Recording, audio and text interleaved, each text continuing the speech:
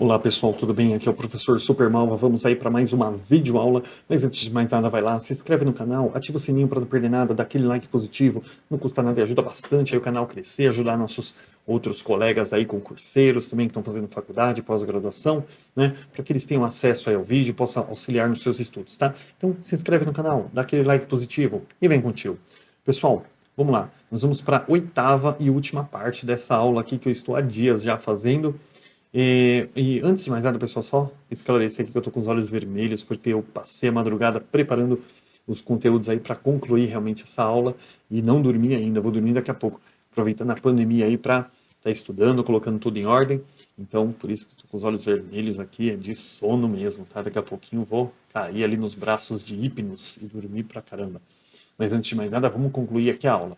Gente, essa aqui é a oitava parte da nossa aula. A criança de 6 anos, a linguagem escrita e o ensino fundamental de 9 anos. Tá? É a oitava e última parte da nossa aula. Não esqueçam de conferir as demais para não ficar nada fora de contexto. Agora a gente vai trabalhar aqui, pessoal, com o tema dessa aula, que é alfabetizar letrando a partir da literatura infantil. Tá? Então, alfabetizar letrando a partir da literatura infantil. A gente concluiu a aula 7, inclusive, falando sobre a questão da importância da literatura infantil no letramento da criança de 6 anos. Tá? Então, agora, alfabetizar letrando a partir da literatura infantil. Partimos do princípio da importância do trabalho com a literatura na infância e da contribuição que esse trabalho traz para a aquisição da leitura e da escrita. Tá? Então, partimos do princípio da importância do trabalho com a literatura e também, gente, a contribuição que a literatura que ela traz, né, para a aquisição da leitura e da escrita.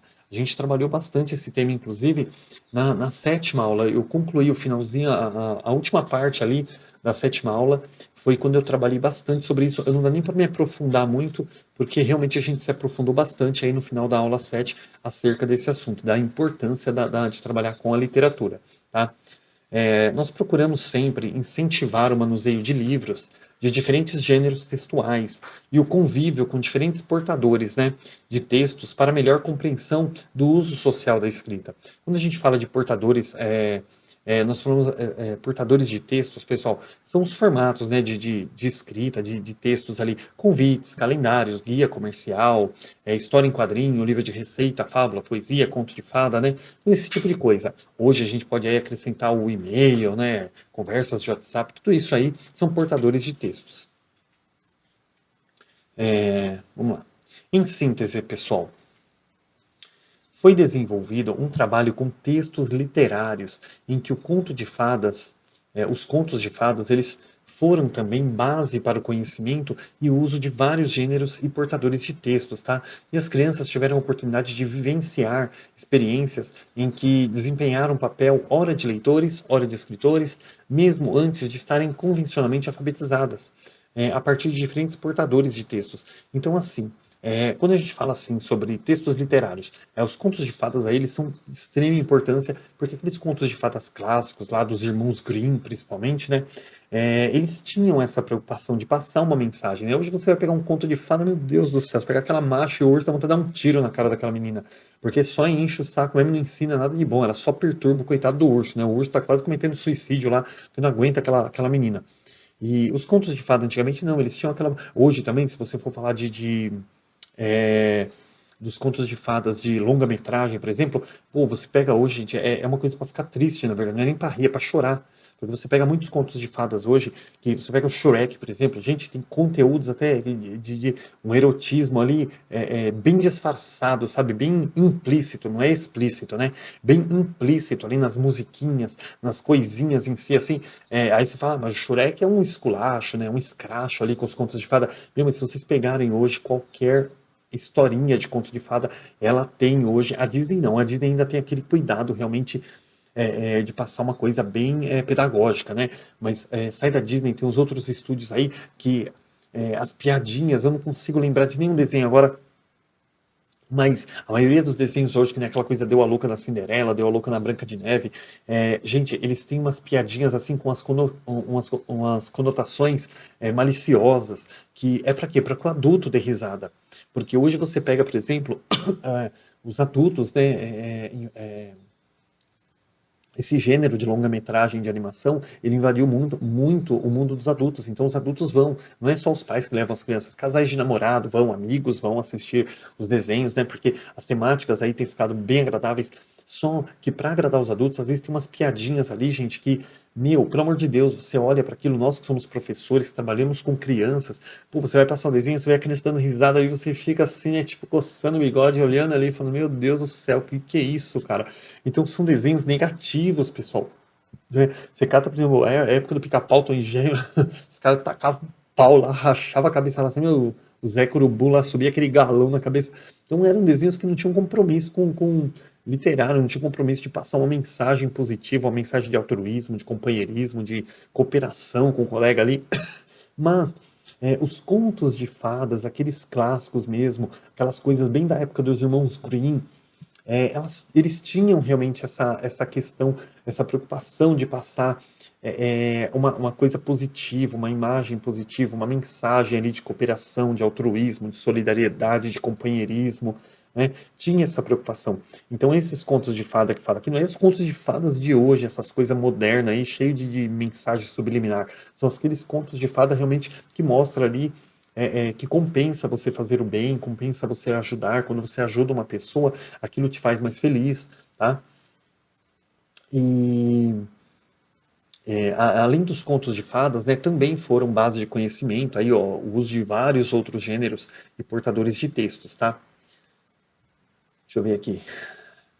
E deram a oportunidade das crianças, né, vivenciar experiências aí e desempenhar o papel de leitores e até mesmo de escritores, mesmo antes de estarem convencionalmente alfabetizados. Por quê? Porque a criança, gente, quando ela pega um livro de contos de fadas, na minha escola, por exemplo, tem um livro lá que chama Bruxa, Bruxa, né? E ali conta a história assim, bruxa, bruxa, vem à minha festa. E a bruxa fala, eu só vou se você convidar, não lembro agora, mas o coelho, né? Aí tal, aí você vira a página, coelho, coelho, vem à minha festa, só vem se você convidar o pirata. Aí vira a página, pirata, pirata. E aí vai, é sempre a mesma fala. Então eu conto aquilo uma única vez no começo do ano. E ali tem vários fascículos daquele livro da bruxa, né? E eu espalho os livros ali e, eles brigam por causa daquele livro da bruxa, é o que eles mais gostam. E aí eles pegam aquele livro, por exemplo, e aí eles começam a contar a história, porque é uma fala tão fácil, mesmo eles não sabendo ler, eles só olhando as fotos ali, eles conseguem contar a história. E também, gente, quando você vai pedir para eles se expressarem ali no caderno de desenho, eles vão contar a história da bruxa, como eles vão desenhar a bruxa, vão desenhar ali o pirata, vão desenhar o macaco, o papagaio, tudo que tiver ali naquele livro. Então eles se expressam dessa forma. No caso, minha criança tem 4 anos, agora você vai trabalhar com uma criança de 6 anos, que a gente vai trabalhar uma pré-escrita com ela ali, ela pode fazer rabiscos, né? Ela pode fazer ali bolinhas, números, letras invertidas, né? De acordo com que ela já tenha o conhecimento da escrita, ela vai trabalhar a escrita do jeito que ela conhece. Tá? Então, assim, essa questão de portadores de textos, né? Seja livro, seja ali, às vezes você pega um recorte de jornal, de revista, alguma coisa ali, a criança ela consegue se expressar também, mesmo não se apropriando ainda da leitura e da escrita propriamente dita, mas ela consegue sim fazer a leitura dela, a leitura visual dela através das imagens, porque ela já conhece a história e também consegue representar isso pela escrita, seja a escrita em forma de figuras, ou seja, aquela escrita em forma de garatujas também, tá? De acordo com o vocabulário que ela conhece, do qual ela já se apropria. Gente, o jogo linguístico, outra temática agora. O jogo linguístico brincando com as hipóteses das crianças. Tá? Em que consiste o jogo linguístico? O jogo linguístico é uma atividade didática que tem como objetivo estimular o processo de compreensão por parte das crianças acerca da língua escrita enquanto sistema de representação. Então, quando a gente fala de jogo linguístico, pessoal, é uma didática, uma atividade que a gente vai trabalhar ali, que ela vai estimular, né, esse processo de compreensão das crianças, né, acerca da língua escrita. Apesar de ser um procedimento de ensino que emprega a estratégia lúdica, o jogo linguístico ele não pode ser visto apenas como um jogo de brincar. Tá? O jogo linguístico ele exige, gente, um rigoroso processo de planejamento por parte do professor. Tá? Então, a organização metodológica do jogo, o roteiro prévio, a organização metodológica do jogo, o roteiro prévio a ser elaborado, a rotina com que esse jogo é proposto em sala de aula, a sequência e a progressão que caracterizam, né, o seu encaminhamento junto às crianças, a avaliação, o registro. Gente, tudo isso, gente, são elementos fundamentais que devem fazer parte do planejamento pedagógico desse jogo, tá? Então, não basta apenas você ir lá e aplicar o jogo de forma oral, assim, é necessário todo um planejamento prévio, além das considerações para que apresente ali um resultado coerente com o objetivo. Tá? Muito quando você vai trabalhar com um jogo linguístico ali, qualquer que seja, por exemplo, você vai trabalhar assim, tipo, olha pessoal, por exemplo, você conta uma historinha, né? Bruxa, bruxa, vem à minha festa. Eu só venho se você convidar o. Aí a criança, eles já conhecem a história, né? Eles vão falar assim, pirata, né? Eles vão gritar. Então isso é um jogo linguístico, tá? Outro jogo linguístico é você trabalhar com musiquinha, deixar eles completarem também. Ou você falar assim, olha, casa se escreve com C ou se escreve com P? Aí eles vão pensar, né? É casa ou é pasa? Ah, se escreve com C. Então, assim, tudo isso são jogos linguísticos, mas não basta apenas você chegar lá, escolher umas palavras, escolher um tema, e simplesmente trabalhar isso. É importante também, pessoal, você escolher, ter todo um planejamento antes, um planejamento prévio, antes de você realmente poder aplicar essa atividade, senão ela vai ficar uma atividade descontextualizada ali, não vai fazer sentido, tá bom? A proposta, pessoal, ela se baseia na ideia que a tarefa de analisar palavras orais e escritas, elas devem propiciar ao aprendiz um trabalho cognitivo que o leve a comparar, identificar, classificar as unidades sonoras e gráficas, né, que constituem as palavras, e compreender também as regras de funcionamento do sistema da escrita, aplicando-as em suas práticas da escrita, tá? Então, gente, a proposta disso, o objetivo, né, é que a criança realmente ela vá conhecendo ali as regras silábicas, as regras de pronúncia, consiga fazer ali distinções, tá? Então, por isso que você não pode simplesmente falar assim, vamos fazer uma brincadeira de jogo linguístico e sair ali cantando musiquinha ou fazendo as coisas para eles completarem. Por isso que tem que ter esse planejamento, porque o professor tem que ir avaliando eles processualmente, ver quem está com dificuldade, quem não está participando, por que não está participando, se ele realmente não sabe, se ele está com medo ou se ele não gosta, tá? Então, por isso que tem que ter todo esse planejamento prévio. Outra ideia que orienta o caminho do jogo linguístico junto às crianças diz respeito à necessidade de se promover a interação entre as crianças para que elas tenham a oportunidade de socializar e refletir sobre as hipóteses que constroem ao longo do processo da aquisição da linguagem escrita. Então, gente, outra coisa bacana aí do jogo linguístico é conseguir proporcionar a interação entre as crianças, tá?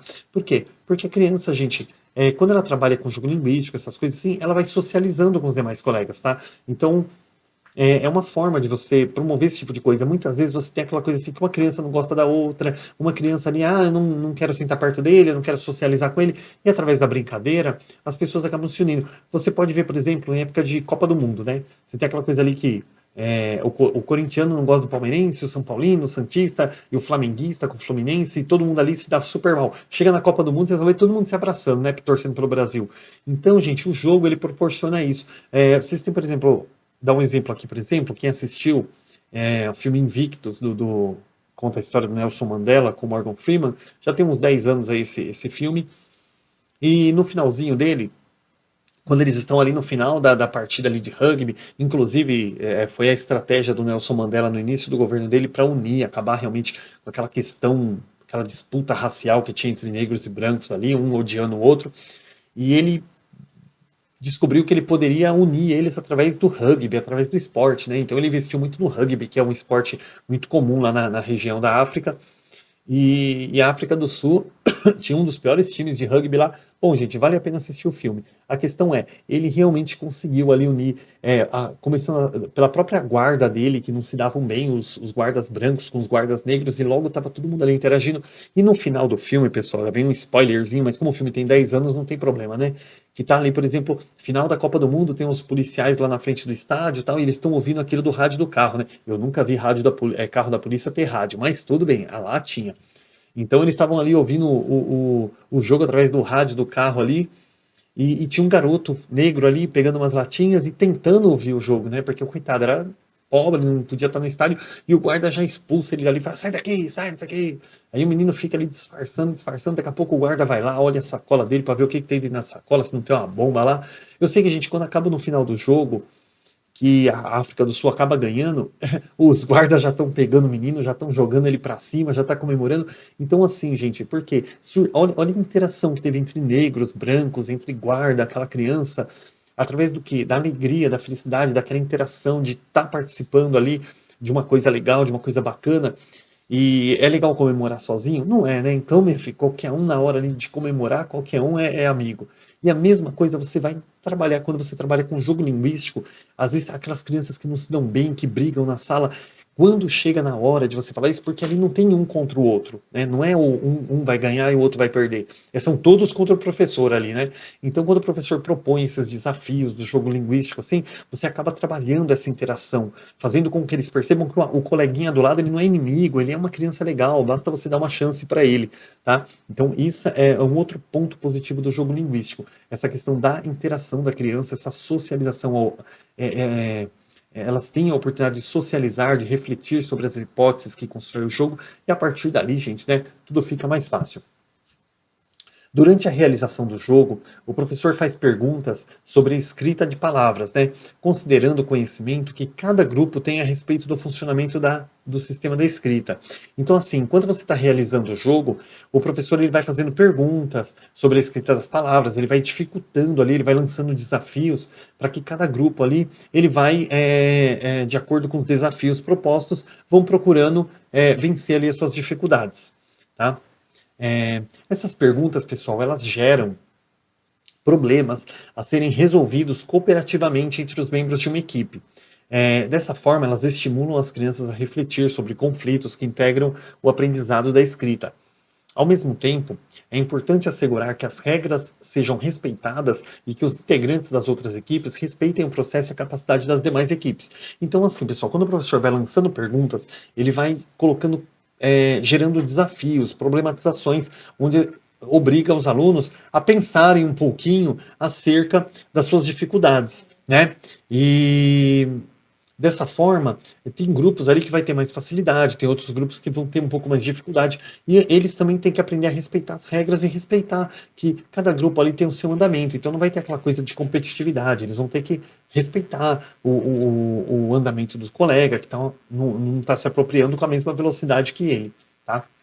Agora a gente vai passar aqui para uma temática, a gente vai falar sobre produção de textos e o desenho na sala de aula. Tá? Então, a produção de textos e o desenho na sala de aula. Uma das ações pedagógicas mais significativas na prática de ensino, junto às crianças de 6 anos, é a atividade do desenho. Tá? Então, assim, o que eles mais fazem ali é se expressar através de desenho, tá? Principalmente quando se trata de prática da escrita, eles se expressam através do desenho. Sabemos que na leitura de textos rimados, é importante, pessoal, chamar atenção para a percepção das rimas. Opa, peraí. Acho que eu pulei alguma coisa. Não, é isso mesmo. Sabemos que na leitura de textos rimados é importante chamar a atenção para a percepção das rimas, pois por meio delas as crianças podem identificar os sons semelhantes, evidenciando-se assim aspectos sonoros da língua. Tá? Falei disso na atividade 7. Quando as atividades são previamente planejadas e acompanhadas, o professor ele pode reconhecer o processo evolutivo de cada um. Então, assim, gente, quando o professor ele faz aquele planejamento, quando ele faz o acompanhamento acerca do aluno ali, ele consegue reconhecer o processo evolutivo do aluno, né? Porque ninguém vai evoluir junto ali. Cada um tem o seu processo evolutivo no seu determinado tempo. E quando o professor vai acompanhando, vai mediando ali, vai fazendo aquela avaliação processual durante todo o caminho, ele realmente consegue reconhecer ali o processo evolutivo de cada um e ver que realmente a sala está caminhando. Quando as crianças expõem seus desenhos na roda de conversa, elas expressam seus desejos, elas argumentam, elas discorrem sobre as suas produções, E é uma situação, pessoal, que se configura como um momento de ouvir e falar de modo organizado. Então as crianças aprendem a interagir, aprendem o momento certo delas falarem, o momento certo delas ouvirem, o momento certo delas realmente ali ouvir o coleguinha, né? Todas não falarem ao mesmo tempo, elas perceberem ali essa necessidade, tá? Vale ressaltar que a proposta de desenhos não se vincula apenas ao trabalho, com gêneros textuais. Ela também pode se concretizar e se aliar aos conhecimentos de outras áreas, tais como as ciências naturais, história, geografia, matemática, trabalhados ao longo do ano letivo. Então, assim, pessoal, quando você vai falar sobre desenhos, você não vincula apenas ao trabalho com gêneros textuais. Você também vai trabalhar com outras matérias, tá? Qualquer matéria você consegue trabalhar essa proposta com desenhos, tá? Até que a criança possa se apropriar realmente da cultura, da leitura e da escrita. As considerações finais, pessoal, aqui para a gente encerrar esse tema. Professores, olha, eu falei isso já umas 3 ou 4 aulas, me dá uma raiva desse texto, porque esse texto aqui é de 2009 e parece que ele é de 79, porque ele fala professoras. Toda vez que vai falar aqui, ele só fala das professoras, a professora isso, a professora aquilo, né? E eu tenho quase 20 anos aqui de prefeitura e aqui fala de professora, um texto de 2009, quer dizer, não existe professor para eles, né? O governo de 2009 lá não existia professor, só existia professora. Então, assim, considerações finais. Professores, crianças de 6 anos e o prazer de ler e escrever para aprender.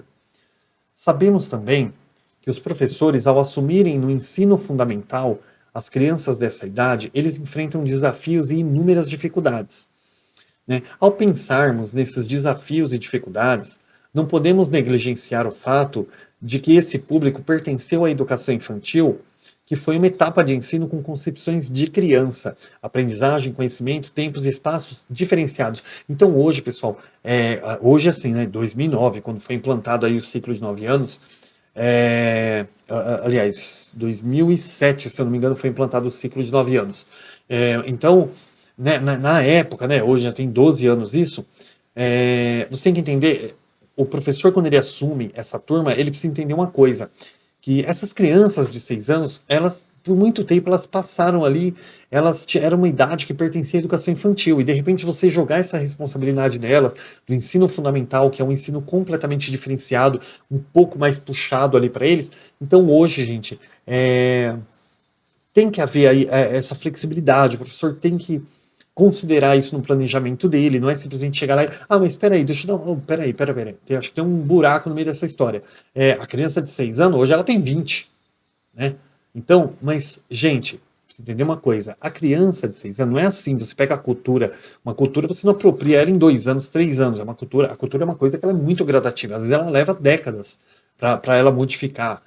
Então, quando você pega hoje uma criança de 6 anos, é a mesma coisa de uma criança de 10 anos atrás. Ela ainda não tem aquela maturidade, o mundo ele deu aquele up, deu aquela evoluída, mas a criança ainda vai ter aquela dificuldadezinha. Então, você não pode pegar uma criança de 6 anos e querer tratar ela como uma criança de 8, 9, que ela vai ter aquela maturidade para ser inserida ali na linguagem, na escrita de uma forma brusca. Não, tem que ser trabalhado uma coisa bem gradual, através de desenhos, através de brincadeiras, tá bom? E o professor que vai assumir a sala, ele tem que entender que ele vai ter esse desafio aí pela frente.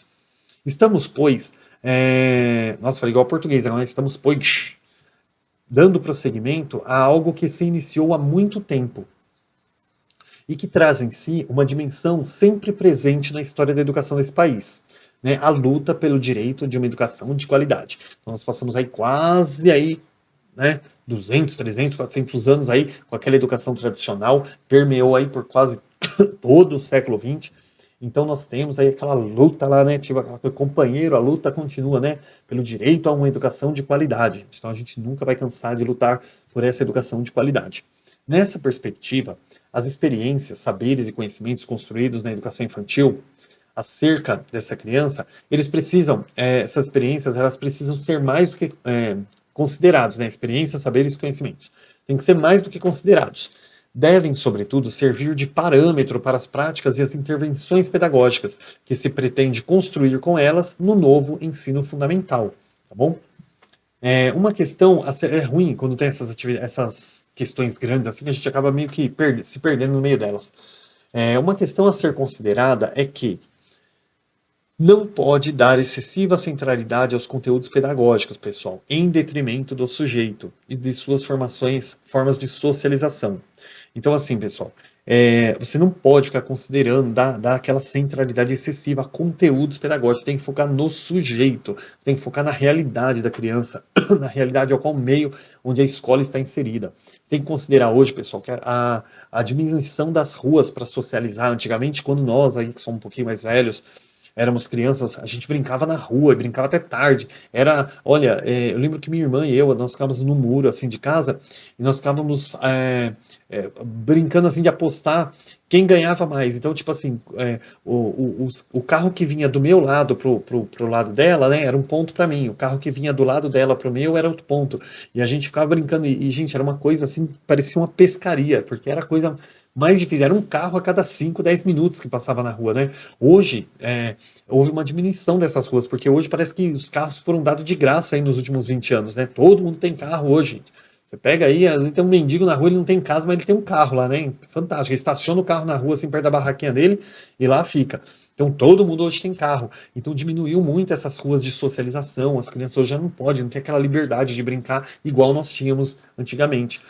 Questão de primos também, eu lembro muito que os primos, uns visitavam os outros, né? A gente ia na casa do primo do interior, oh meu Deus do céu, era aquela coisa de goiabeira e riacho, aquelas coisas, né? E hoje diminuiu isso também, gente. Por quê? Porque os compromissos, a cultura mudou, a tecnologia, gente, essa tecnologia eletrônica, a questão da internet, rede social, esse mundo tecnológico que invadiu aí, manteve as pessoas um pouco mais distantes uma da outra. Hoje você vai na casa do primo e ele fala, puta merda, ó, senta aí que ó, tem um negócio aqui que eu tenho que fazer e não tem mais aquela interação, aquela coisa de criança, pé vermelho, né? Não tem mais aquelas coisas assim. E isso tem que ser considerado também. E a escola, pessoal, passa a ser aí um elemento muito mais importante na vida da criança. Por quê? Porque passa a ser o principal ambiente de socialização da criança. Uma vez que ela já não tem ruas tranquilas para brincar, ela já não tem mais aqueles parentes, aqueles primos, embora primo chega a ser uma coisa às vezes mais chata do que legal, né? Mas não tem mais aquela socialização com crianças, com a rua, com parentes. Então a escola ela passa a ser o principal local de socialização da criança. Então é onde a escola não pode ficar se atendo lá à sala de aula, carteira, e tem que trabalhar diversos tipos de atividades práticas aí, atividades é, é, de corpo e movimento, né? Para que a criança, porque é o local realmente onde a criança tem para extravasar lá, né? Ou seja, né, dentro de casa a mãe mantém ele sentado. Chega na escola, Ave Maria, liberta o espírito. Como argumentos, a criança pequena ela é um sujeito que interage com outros grupos sociais e com suas produções simbólicas. E a linguagem escrita é uma dessas produções com as quais as crianças têm desde muito pequenas, uma familiaridade e uma curiosidade para conhecer e dela se apropriar. Então, desde cedo, a criança tem aquela coisa com giz de cera, com desenhar, rabiscar a parede, né? Principalmente assim, aquela parede que fica atrás da cortina, né? E depois, quando o pai olha, a criança vira e fala, não foi eu, né? Tipo assim, foi um adulto da casa que riscou. Então, a criança, desde cedo, ela tem aquela coisa de se expressar através da escrita, né? Ela adora esse tipo de coisa, ela se familiariza com isso desde cedo, ela sente a necessidade de fazer parte do mundo da escrita desde muito cedo.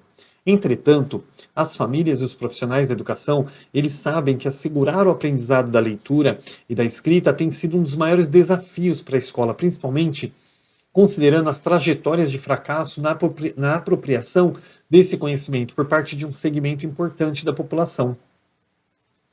Tá? Então, assim, como a questão da alfabetização ela tem sido trabalhada de uma forma muito defeituosa, eu não sei se nesse vídeo eu já mostrei, eu mostro isso em quase todo vídeo. Aqui, ó, essa aprendizagem que acompanhou a gente durante décadas, aí, essa cartilha aqui, amaldiçoada, chamada Caminho Suave, que trabalhava com atividades mecanizadas, sem contexto, sem uma contextualização, uma atividade que não tinha a ver com a outra, não tinha uma sequência lógica ali, eram atividades completamente isolada da outra, e por conta desse tipo de coisa, gente, a alfabetização, a leitura, a escrita, ela foi trabalhada de uma forma muito equivocada com as crianças ali, e isso tem dificultado bastante. E hoje, gente, nós ainda temos professores tradicionais que ainda defendem isso daí, porque é muito difícil aceitar mudanças, né?